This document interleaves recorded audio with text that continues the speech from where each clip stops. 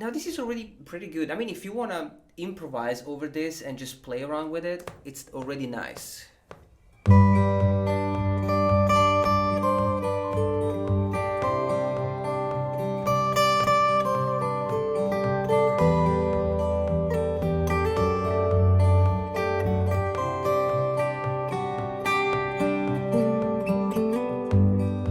It's already like a song, right?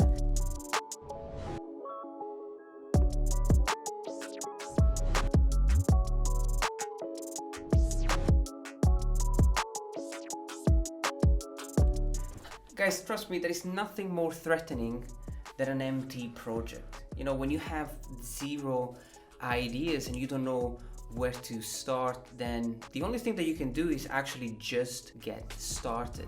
Now, I already know what you're thinking. So, yes, we gotta get started, but how do we do that, mate? You know, like, how do we get started? Well, the thing is, today I want to show you how we can actually record stuff. And we're going to start from the beginning, and we're going to write down a bunch of tracks. We're going to record a bunch of tracks on the go, so that we can understand, you know, the process of writing something. Now, we're going to keep things very simple. This is not about writing something like a full song. It's about getting started with an idea, and we want to start with the most simple way possible. Now, I'm going to record on the go. First time I'm recording with so many things at the same time, guys, so hopefully this one is going to look good.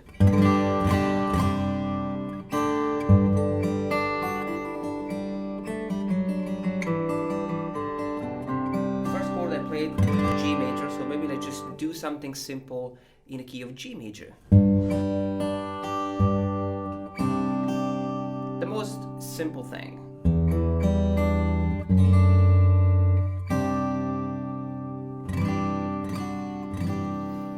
Alright, so we have like a bunch of chords: G major,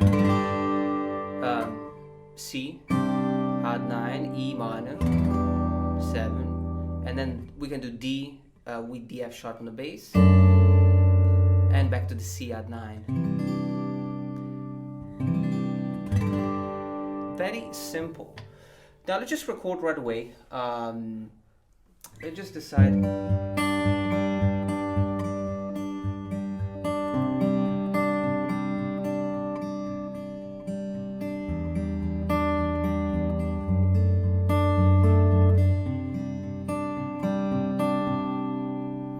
That's it. Very simple. I play these kind of things a lot, so I'm kind of familiar with that, but you can start with anything that you are familiar with. Now, let's just go 110. Let's see.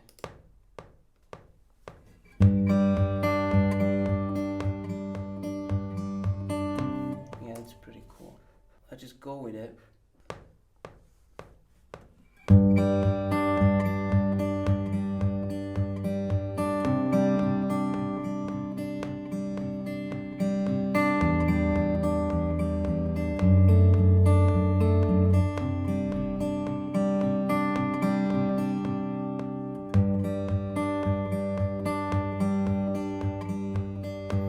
Now I'm going to record this one more time so that we can have some kind of a stereo thing, and let's just give it a try. We're going to get rid of this.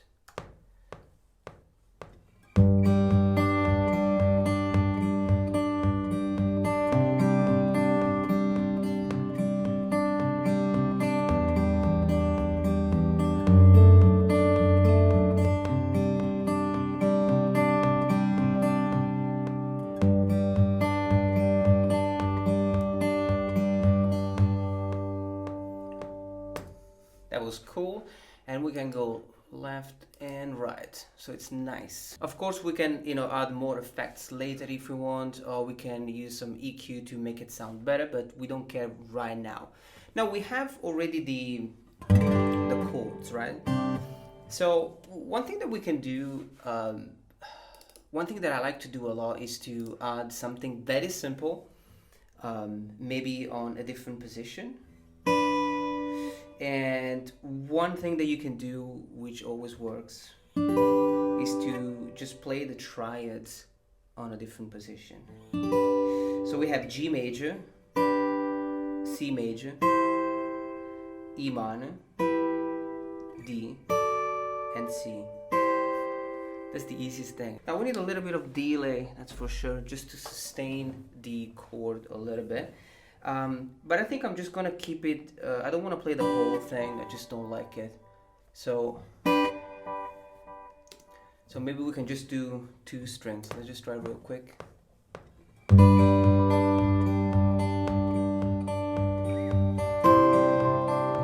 Nice.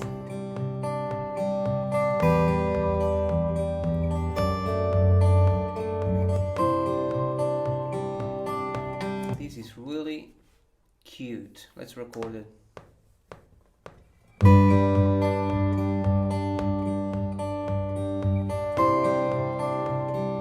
Beautiful.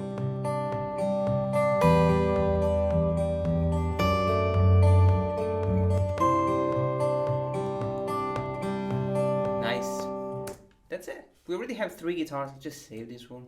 Now this is already pretty good. I mean, if you want to improvise over this and just play around with it, it's already nice.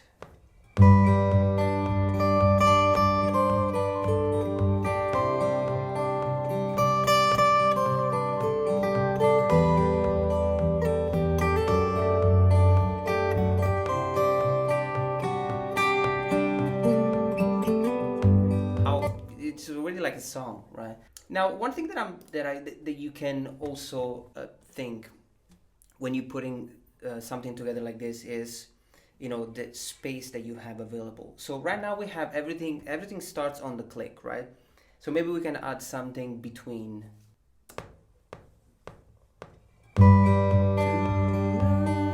Something right after.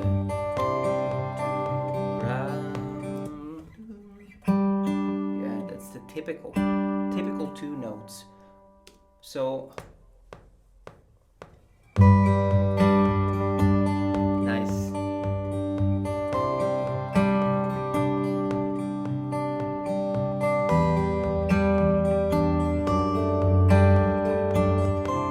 Too many times.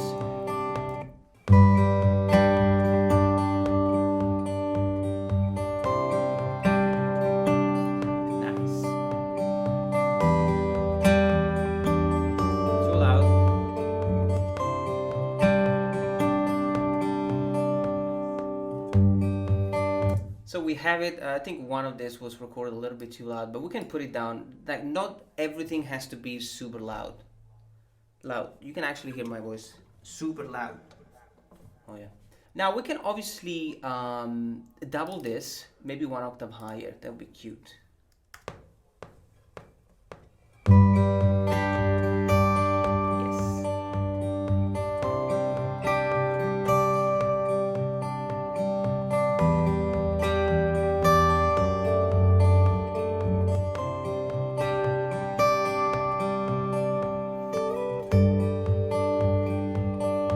So this is pretty cute, and it's just 2 notes, and I went for a slide just right at the end. So we really have, this is nice, right? So if you want to play around with it, this is already pretty cool.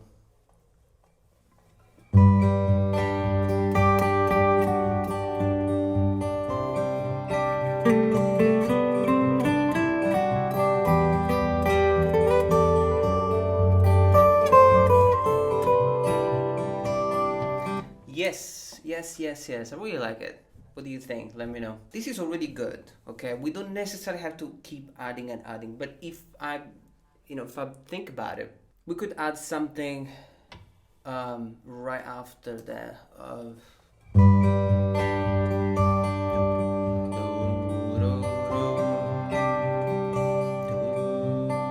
Yeah, so we want to try to fill in the gaps, and we need something kind of lower in pitch. Let me just try. I'm just thinking.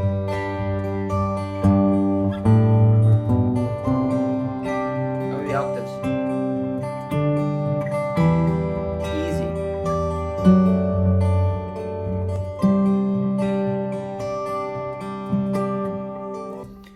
So this is like pretty common stuff, popular stuff to do.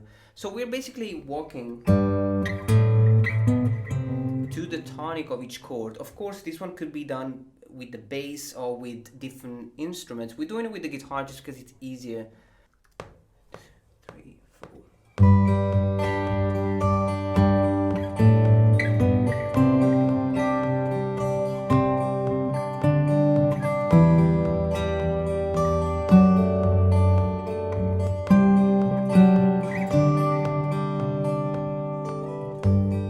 Exactly, we have it now. It's really nice. Of course, we don't want it to be that loud, but you can already imagine like a nice instrument here, which is not the guitar, playing with this.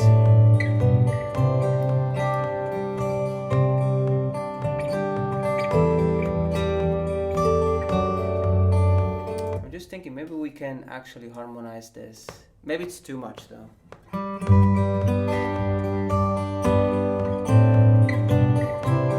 Sounds like a Christmas song.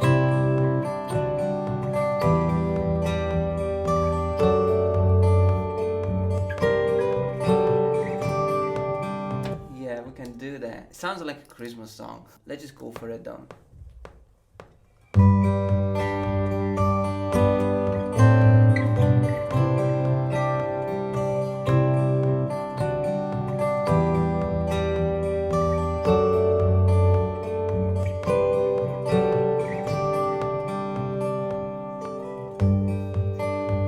So we have it. It's nice. I really like it, and with a little bit of work, you know, it would sound much better. So we have a nice and cute backing track, and we can use the G major scale to, you know, play around with it.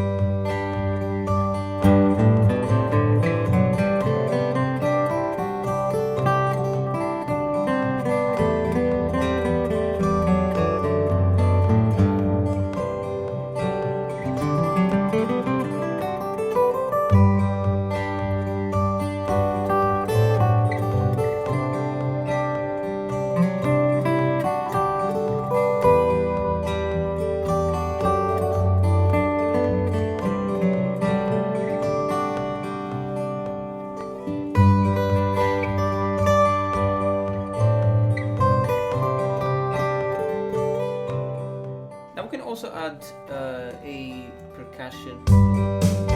Oh, that ain't gonna work, buddy. Ah, Jesus, come on, Quincy.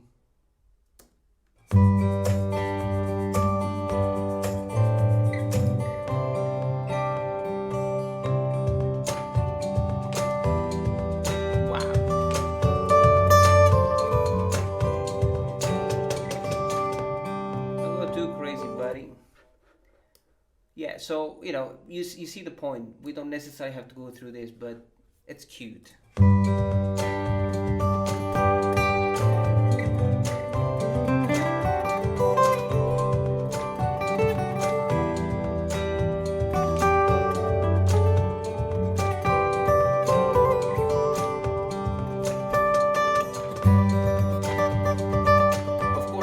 Approach this in any music style. I think the most important thing is that you learn how to work on just 4 chords and then add as many things as you feel. Of course, the more you know, the better, because it means that you can add more and more musical elements. Now I'm gonna leave you for now. Thank you so much for watching. I'll see you soon.